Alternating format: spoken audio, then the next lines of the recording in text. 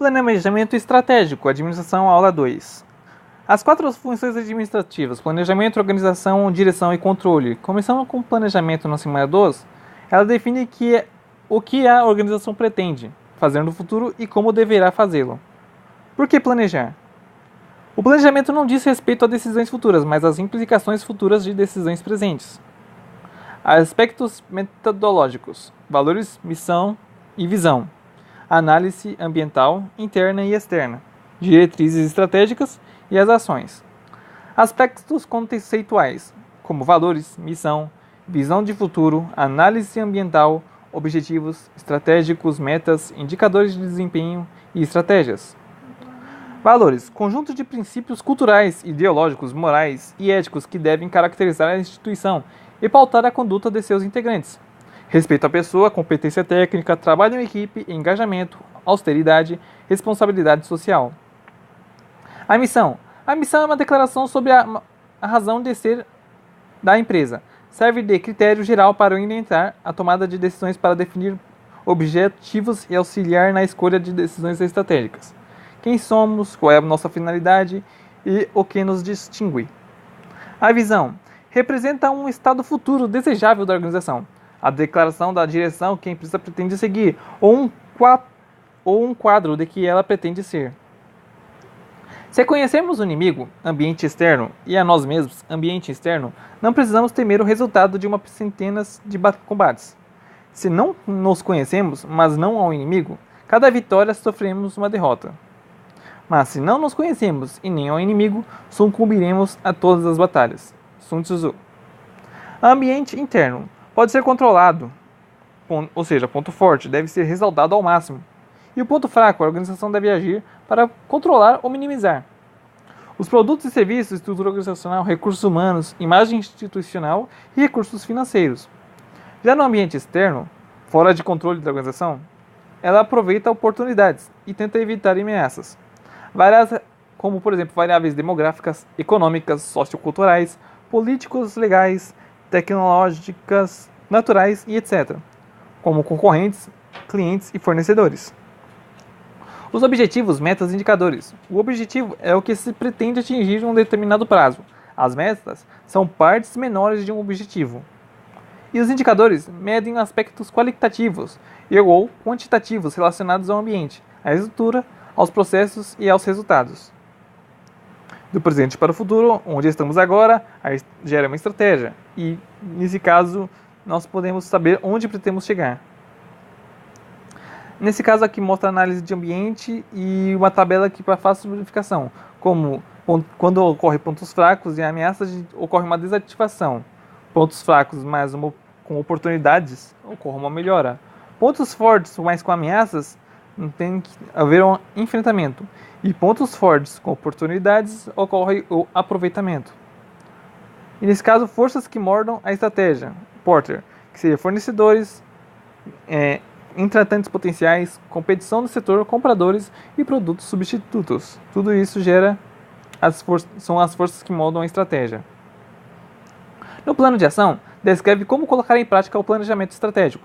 Apresenta as etapas para a implementação das medidas de ações de uma estratégia. Conscientiza as pessoas encarregadas do problema ou tarefa. Define a autoridade e responsabilidade dos envolvidos no processo. Os benefícios do planejamento estratégico: agiliza decisões, melhora a comunicação, aumenta a capacidade gerencial para tomar decisões e promove maior consciência coletiva. Os benefícios do planejamento estratégico: proporciona uma visão de conjunto, uma maior delegação, ou seja, melhor controle, direção única para todos, a possibilita a resolução antecipada de problemas e propicia um grau mais elevado de acertos nas tomadas de decisão. E com isso encerramos a aula 2, seguimos para a aula 3 de administração, que seria estrutura organizacional. Novamente, as 4 funções administrativas, nesse caso, na aula 3, ele estará se relacionando com a organização. A função de organizar é dividir o trabalho, agrupar as atividades em uma estrutura lógica, designar as pessoas para uma sua seção, alocar os recursos e coordenar os esforços. A estrutura organizacional tem relações de subordinação, linhas de autoridade, responsabilidade pelas decisões, números de níveis hierárquicos e amplitude administrativa. Os componentes da administração são os objetivos, recursos, processo de transformação e divisão do trabalho. As organizações processam recursos mediante divisão de trabalho para alcançar os objetivos. Aumentar a participação no mercado aumenta a produção, diminui os custos e eleva a liquidez da empresa. Os recursos podem ser definidos como pessoas, equipamentos, matéria-prima, capital, informação, conhecimento ou as instalações. E nesse caso ocorre um processo de transformação de recursos para resultados. Nesse caso é um processo de ações de um sistema. E a divisão do trabalho ocorre com a realização de tarefas específicas, onde você gostaria de ocorrer a realização dos objetivos. As funções organizacionais seriam a administração geral, operações, o marketing, a pesquisa e desenvolvimento, finanças e os recursos humanos. As operações, elas fornecem um produto ou serviço, ocorre uma utilização e transformação de recursos, ocorre uma produção em escala, uma produção por processo contínuo e uma produção unitária. Marketing, estabelece e manter a relação entre cliente e organização. Ocorre a pesquisa, produto, ponto, promoção e o preço. Pesquisa e desenvolvimento, transforma informações de marketing em produtos e serviços. Identificação e introdução de novas tecnologias, melhoramento nos processos produtivos e redução de custos. Finanças, cuida do dinheiro da organização, proteção e utilização eficaz dos recursos financeiros.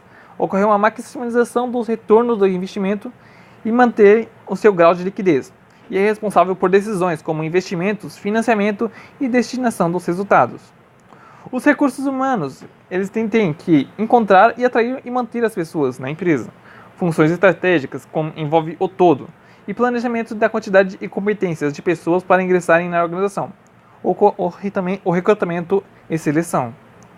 Os recursos humanos também fazem o treinamento e desenvolvimento dessas pessoas, a avaliação do desempenho, a remuneração, a higiene, a saúde e segurança do trabalho, e também ocorre a gestão de pessoas.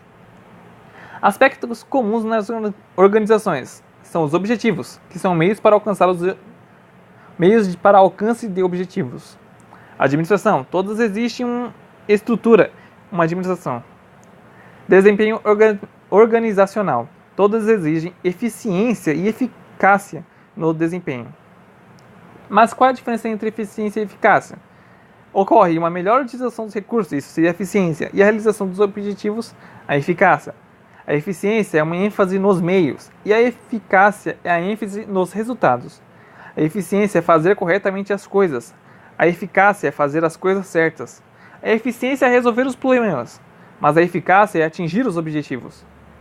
E aqui mostra os níveis da organização, do nível estratégico, tático, operacional, com ênfase nas diretrizes, nos projetos, na eficácia e na eficiência.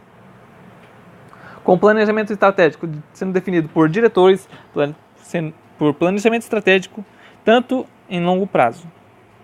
O planejamento estratégico de diretores, como planejamento de diretores, que ocorre o planejamento estratégico de longo prazo, e os gerentes, que é o planejamento tático.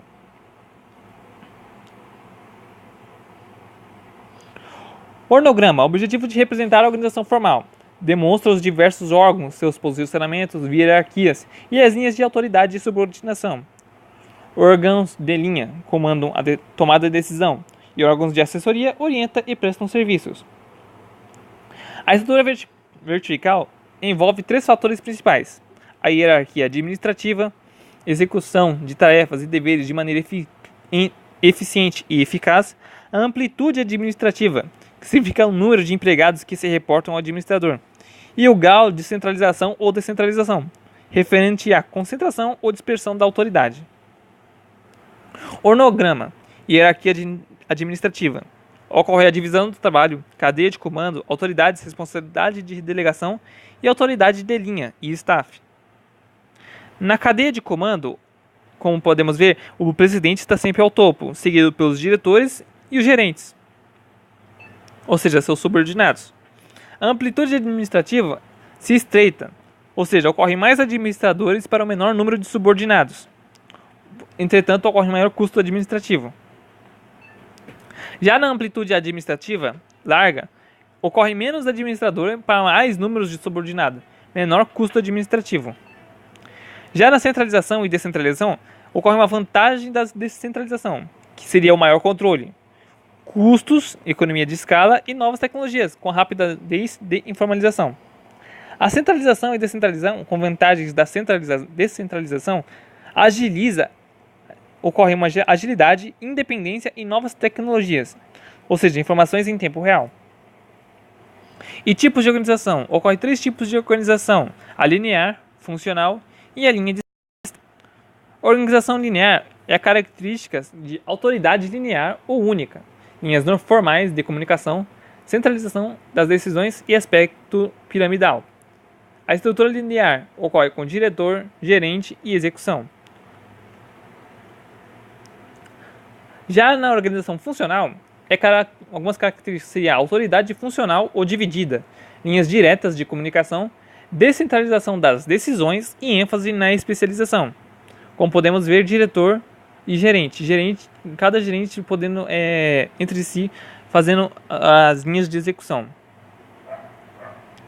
E a organização da linha staff, que seria a fusão da estrutura linear com a estrutura funcional, coexistência entre as linhas formais e as linhas diretas de comunicação, a separação entre linhas organizacionais, entre órgãos operacionais executivos e órgãos de apoio e suporte, assessoria, com hierarquia versus especialização.